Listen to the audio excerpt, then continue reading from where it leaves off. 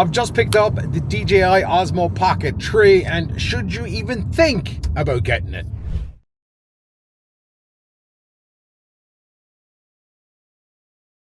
We can break down the type of content that you make before you decide on buying something like the Pocket 3, but literally this thing is an hour old. I've just taken it out of the box, updated the firmware, and just came out to get the last of the light, and I'm on probably the worst possible surface known to man, which is going to be a good test of the gimbal. Stereotypical old Irish beach, which, as you know by now, has no sand, none whatsoever.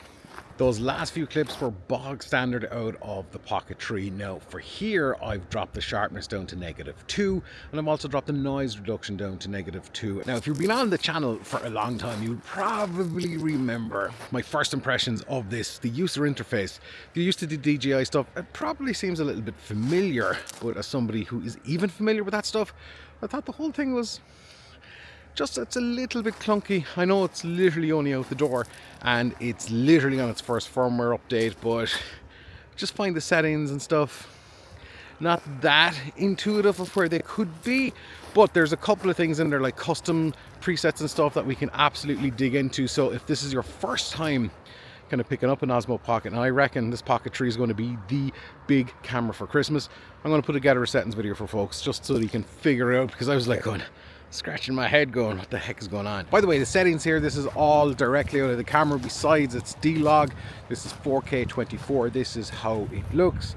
The active track for tracking my head, that's engaged, and the audio is surprisingly crisp. Got no mic. This is the audio directly from the mics on the Pocket 3, which are kind of all over it. I think there's 3 of them. There we go. Come on, find me. Found me. And yeah, the audio is good enough, but you can plug in a USB-C mic, or if you get the combo pack, which I didn't bother because it wasn't available, I don't really need it, then I just went with the bog standard Pocket 3, which is a rip-off compared to the US price on this side of the pond. Well, that's a story for another video or another day, but nobody really cares.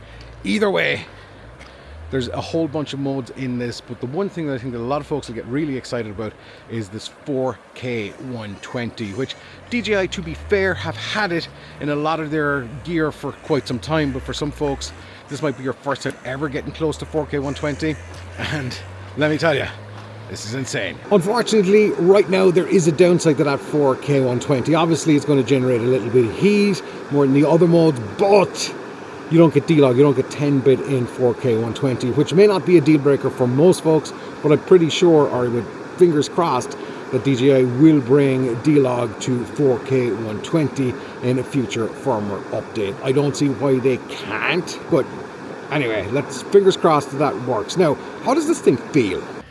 To be honest, it might feel bizarre, and even for somebody who's had the original Pocket, this feels bizarre in the hand, no matter what way you kind of paint it. Now, it's less conspicuous than potentially holding a phone.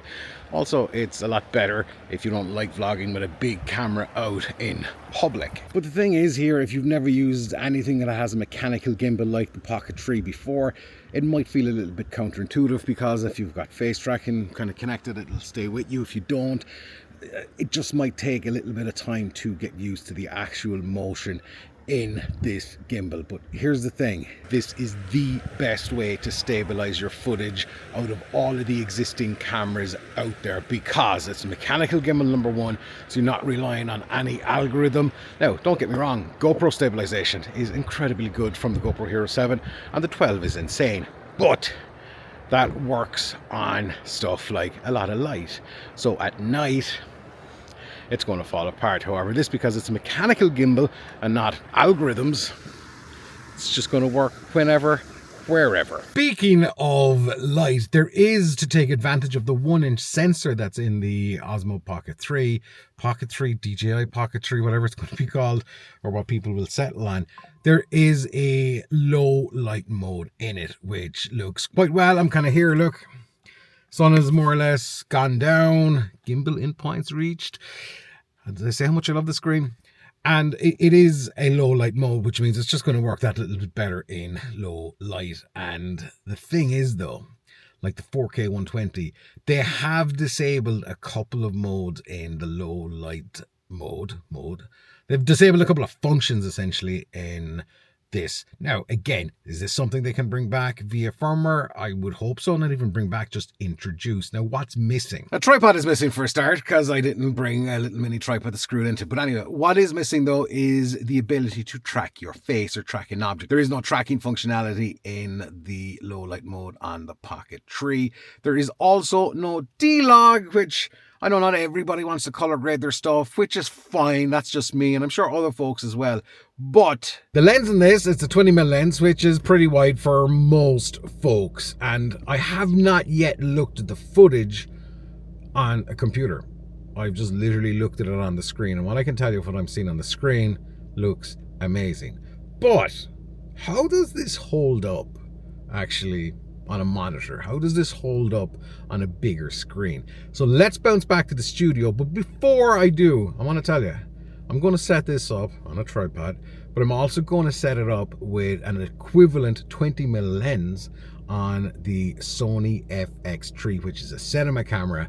Let's do a side by side, and then you can go, okay, you know what? Maybe this Pocket 3 is really worth thinking about. Or maybe you just got the gas, the old gear acquisition syndrome. Let's find out. On one of these cameras is the Sony FX3, and the other camera is the DJI Pocket 3. Now, one of these cameras is like $500, the other one is $5,000. So, just for fun, indulge me here. On the left of the screen is one camera, and on the right of the screen is the other camera. Now, what I want you guys to do really, just for the next 10 seconds, is look at the left of the screen and on the right of the screen. So I'm going to ask you, which of these cameras is the Osmo Pocket 3?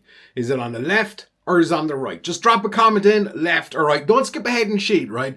So we're just going to leave this go for another 5 seconds. Is the Osmo Pocket 3 on the left of the screen or is it on the right of the screen? You decide. And time is up. What I am looking at right now is the Sony FX3 if it was the other camera, but this is the DJI Osmo Pocket 3 in my home studio environment. It's pretty impressive. When you compare the price between the two, it's seriously impressive. In fact, you know what? I'm kind of so impressed with the Osmo Pocket 3 that I'm just going to finish this video using this as my main camera. Over there is the Sony ZV-E1, which I shoot a lot of videos on. Sony FX3 is there as well, just after finishing that comparison side by side. And by the way, both of those were 4K 24 direct out of camera. There was no picture profiles, no S-Log, no D-Log, nada. And it is, obviously, you're not going to get as much depth of field, but you can see on earlier footage here that it looks really, really, really, really good. Now, I have a couple of, how would you say, problems with the DJI Osmo Pocket 3. Micro SD cards, to be precise. Yeah, maybe you're like me. I've got like really bad nails. They're mainly eaten and destroyed, but I find it really difficult with any DJI products to get the micro SD card into the SD card slot in the Mavics or the Mini Pros or the Osmo Pocket 3 or even they're just a pain in the butt to get in and pain in the butt to get out. So if you have no nails, then be prepared to have something like, I don't know, a knife, an Apple Pencil, a coin, or whatever you might have to be able to get it out, because yeah, I could not do it at all. Now, the other thing here that you have to keep in mind, and this is really important, even though this isn't an action camera, it does kind of float on the upper echelons of action camera, and just durability is a big thing. My own experience with the original Osmo Pocket was I loved the camera. It was my favorite camera of the time. And I dropped it one too many times and it did eventually break the gimbal, which is fair enough. So these things aren't that durable, but there's an extra element of undurability here, and that is the screen, which is an amazing screen. I've spoken about it already. I mean, just looking at it now, it's just so beautiful. You can probably get a screen protector, I'm sure, at some point, put over it, that's fine. But here's the thing. If this thing falls and the screen is turned out, screen protector or not, you could well damage the screen. I've seen some videos where folks saying it's like a magnet, but there's no way of getting it back on. I don't know, maybe the DJI Care would be something that you'd have to kind of take on board, and maybe that's what I might do as well. But I don't know. It's not the most durable camera in the world.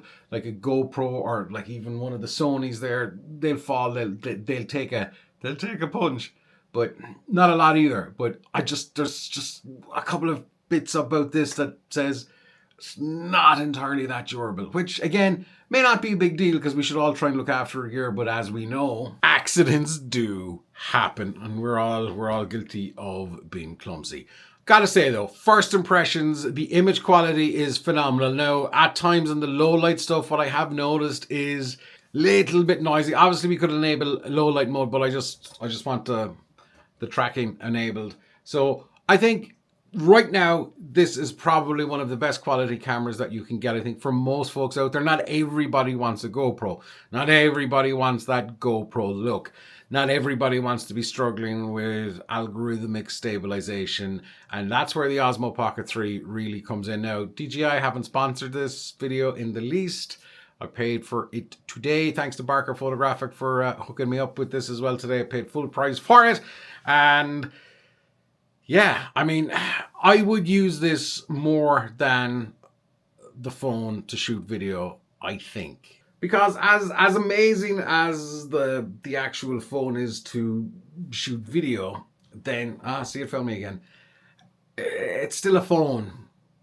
Even though with the iPhone 15 Pro Max, it has got that amazing log profile that you can now use, Apple Log, that's all great. I don't know. So the phone feels weird to shoot proper video in. This also feels weird to shoot proper video in.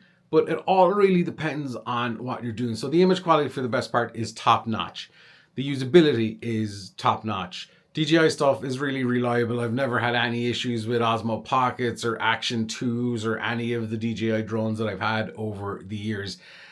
So when it comes, should you think about buying the Osmo Pocket 3? What have you got right now? That's question number one. What have you got right now? And do you need all of the functionality that this gives? Now, for the best part about the Osmo Pocket 3, it'll just track your head and you just press record and go. If that's all the kind of stuff that you're doing, it's got the flexibility for everything else as well to be creative. I seriously think this is absolutely worth thinking about if you are thinking about upgrading your camera. If you're like GoPro, phone, you know, there's no phones these days. They're just cameras with a phone attachment, really. So for me, this is really good. The image quality is not on par completely with something like the Sony ZV-E1 with its full frame sensor, or the FX3, or any of the bigger boy cameras, but this absolutely can hold its own. It's leaps and bounds ahead of the last couple of Pockets, and yeah, I gotta say, I am really expensively impressed.